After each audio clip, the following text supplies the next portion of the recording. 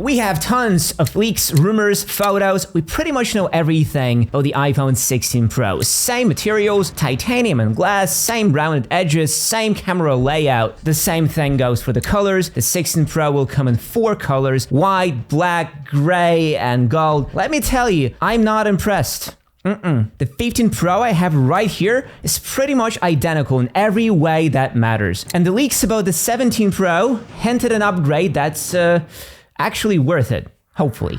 Look, iPhone 17 Pro is just 1 year away. Next year, we're about to get a totally new iPhone, the 17 Air or 17 Slim. Leakers couldn't really decide on the name yet. The regular 17 Pro or Pro Max will look just like the 16 Pro and have the same size screens, that's for sure. This slim iPhone is gonna be wildly different. First, it's gonna have a 6.6-inch screen or somewhere close to this number, right in the middle between the regular and Pro Max iPhones. Rumors are somewhat inconsistent. Some claim a 6.55-inch screen and some 6.65. As for the design and thickness, we don't have a ton of information here. The Slim will use either titanium or aluminum. Apple still has to decide on that. If the company chooses to sell it as an expensive iPhone, they will use titanium. It's going to be a replacement for the Plus iPhones, aluminum. And the thickness, judging by the fact that the newest iPad Pro is 5.1 millimeters, just marginally thicker than the Type-C port, I'm guessing Apple will try to pull the same stunt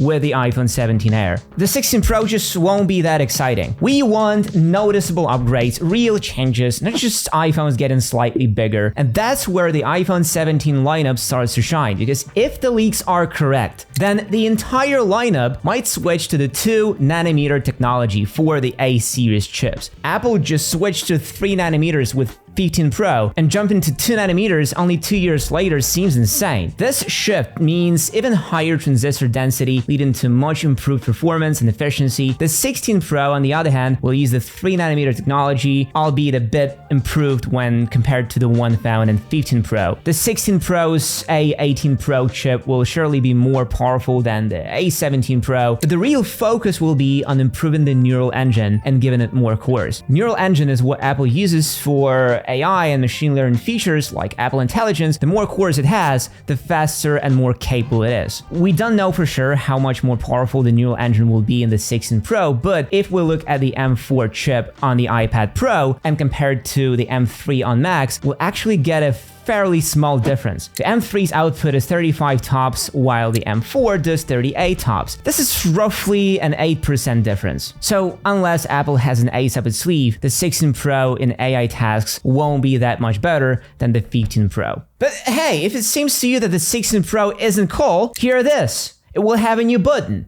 Hooray. But really, is that what we need? This capture button will be located on the right-hand side of the phone in the space that is occupied by the 5G millimeter wave antenna in the US models. This button is going to be mechanical, not capacitive like we thought. However, it will be capable of responding to pressure and touch. It's going to work like a shutter button Pro cameras. Light press to focus and hard press to take a shot. Swiping left or right will zoom in and out. Look, I'm a bit on the fence here. The videographer side of me is really excited. This promises to be a more convenient way to use the camera app, making it easier to take great shots. But the other part of me isn't a huge fan of this idea because the built-in camera app needs an upgrade. The fact that I can't pause my video while recording is such an old argument that it's not even worth talking about. The built-in camera is so simplistic and empty that Apple had to release the whole new app for pros called Final Cut Camera. So even though I'm sure this new button will work great and have some cool features, it's gonna be a gimmick. Because the action button is just that. I've used it for the entire year, and I can't say it changed the user experience all that much. Even though I configured it to open a folder with shortcuts, can be fun, but that's because it's customizable. The shutter button will only have a predetermined set of features and nothing more, which is unfortunate. In my opinion, for the majority of people buying the iPhone, this capture button will be nothing more than a party trick. Using this new button for shooting videos could still still be cool, but there's still the question of editing. It must be done fast without sacrificing quality. My app of choice here is Wondershare Filmora. It's a really cool app that has tons of great features that help me edit faster. For example, I can generate music for my videos right inside the app.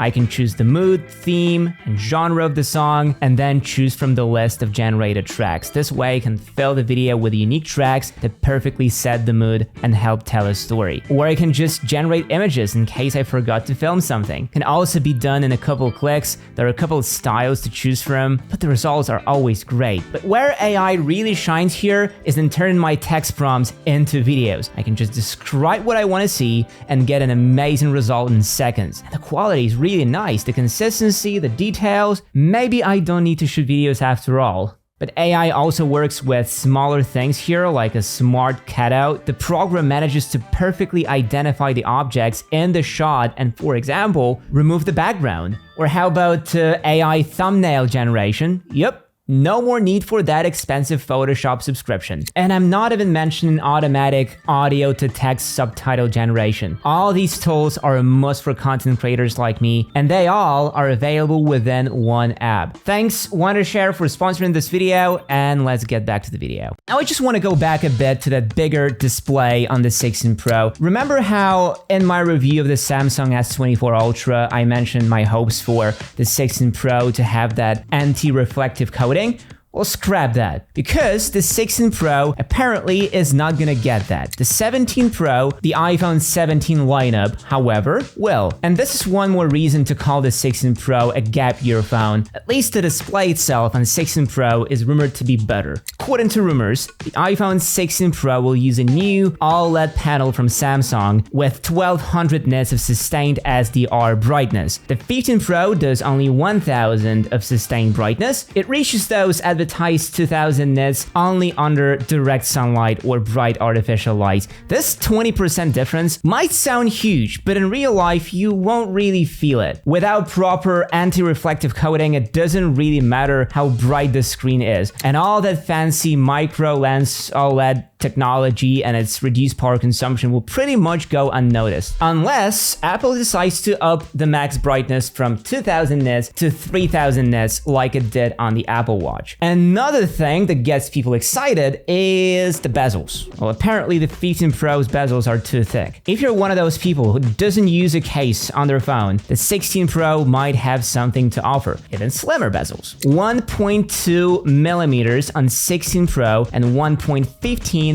on 16 Pro Max. This is around 30 to 40% slimmer thanks to the new border reduction technology. But to be fair, the 0.5 millimeter difference isn't something you can see with the naked eye. The iPhone 17 here comes as a better choice once again. It will not only have the same slim bezels, but also might have a smaller dynamic island cutout. Jeff Poo claims that Apple is going to use Meta Lens for Face ID, which should make the cutout smaller and more narrow. These Meta lenses are special kind of flat lenses that focus light just as well as regular lenses, but are flatter and can be made smaller. Initially, this change was rumored for the 16 Pro, but apparently the deal was off between suppliers and Apple. We don't know whether it's the same deal or another one, but the point still stands. The dynamic island and bezels in 17 Pro will get smaller and thinner. To make things even worse for the 16 Pro, the 17 Pro will use 48 megapixel camera sensors on all three back cameras. This obviously means even more detail, better quality, and so on. The 15 Pro, for example, only has the main 48 megapixel sensor. The zoom lens and an ultra wide are still 12 megapixel. The 16 Pro plans to use 48 megapixel ultra wide camera, which to me sounds like a half measure. It's not going to be as good as the 17 Pro, but taking into account all the specifics of ultra wide lenses, only marginally better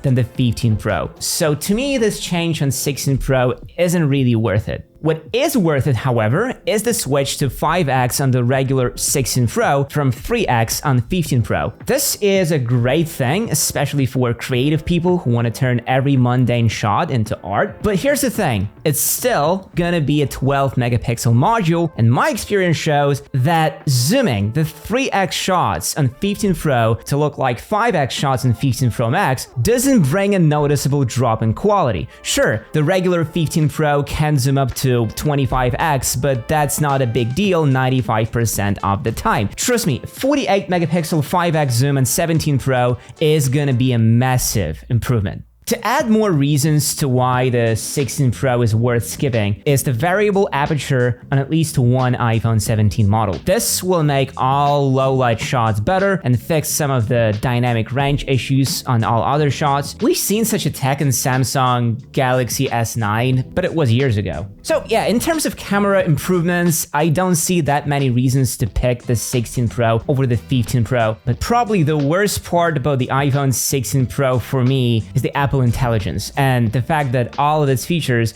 will also work on the 15 Pro. This is the real nail in the coffin of the 16 Pro for me. When you get a new iPhone, you expect it to have some cool features unavailable on older iPhones, but no, not this time. All the Apple Intelligence features like smarter Siri, rewriting text anywhere, Safari improvements, photo retouching and so on, all of it will work on 15 Pro just as well as in the 16 Pro. But the best part is that Apple has already postponed the debut of Apple Intelligence all the way to spring 2025. So for half a year of its life cycle, the 16 Pro will have no software improvements and no features over the 15 Pro. So what's the point then? Why buy a phone that's pretty much the same but slightly bigger and with a new button? And that's more expensive. Yeah, you heard me right. The 16 Pro will be getting more expensive. The production of the iPhone 15 series was more expensive and Apple decided to absorb these costs. But this year, they might finally pass them on to consumers, onto us. So there is a non-zero chance that all new 16 Pro iPhones will get a $100 price increase. To sweeten the deal, Apple might bump the storage slightly, with both phones starting at 256 gigabytes, but that's just my wild guess. And if the 16 Pro gets more expensive, the 17 Pro isn't. So if you can wait one more year, I recommend waiting for the 17 Pro or 17 Slim. And if you need an iPhone right now,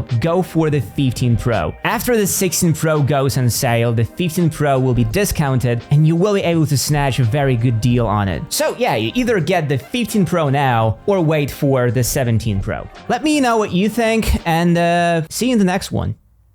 Peace.